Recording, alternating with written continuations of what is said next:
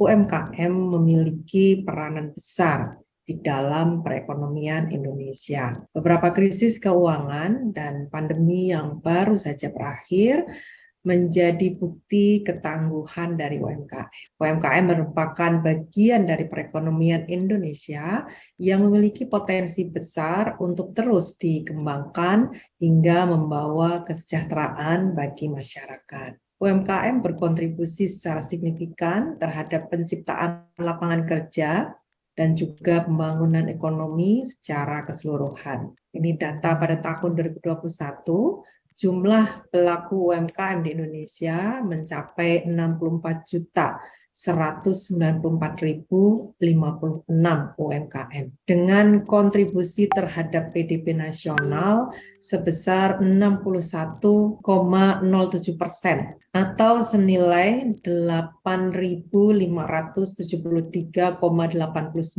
triliun. Dan UMKM ini juga mampu menyerap 96,9% dari total angkatan kerja atau sebesar kurang lebih 117 juta tenaga kerja. Ini merupakan struktur jumlah pelaku usaha kita di Indonesia. Ketika kita berbicara tentang securities crowdfunding syariah, maka kita akan berbicara pada skala usaha menengah dan skala usaha kecil. Ini perlu kurasi yang begitu tepat dan kuat agar kita menemukan para pelaku usaha yang benar-benar bisa masuk kepada securities crowdfunding syariah melalui penerbitan saham atau sukuk. KNEKS, lembaga ini merupakan lembaga non-struktural yang dipimpin oleh Presiden dan Wakil Presiden sebagai Wakil Ketua merangkap Ketua Harian, Menteri Keuangan sebagai Sekretaris, ada Menteri dan pimpinan lembaga lainnya sebanyak ada sekitar 15 yang menjadi anggota. Lembaga non-struktural ini diperlukan dan menjadi komitmen dari Presiden dan Wakil Presiden untuk melakukan penajaman dalam rangka untuk melakukan percepatan, perluasan, dan memajukan pengembangan ekonomi dan keuangan syariah. Wakil Presiden sekaligus Ketua Harian memberikan arahan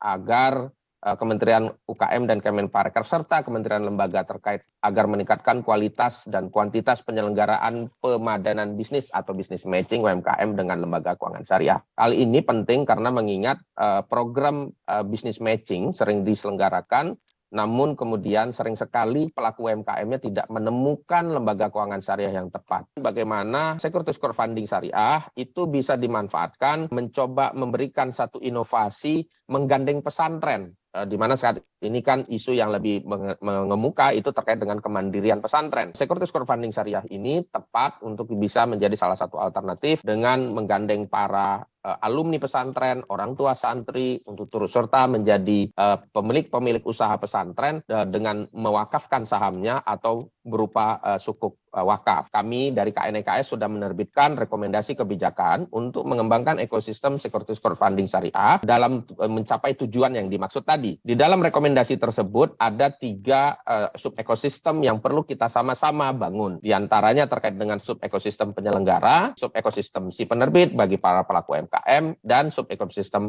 investor. Securities crowdfunding syariah perlu dibantu untuk memperkuat ekosistemnya supaya bisa memastikan keberlanjutan tadi, sehingga investor ketika berinvestasi juga bisa berpikir dalam cukup jangka panjang.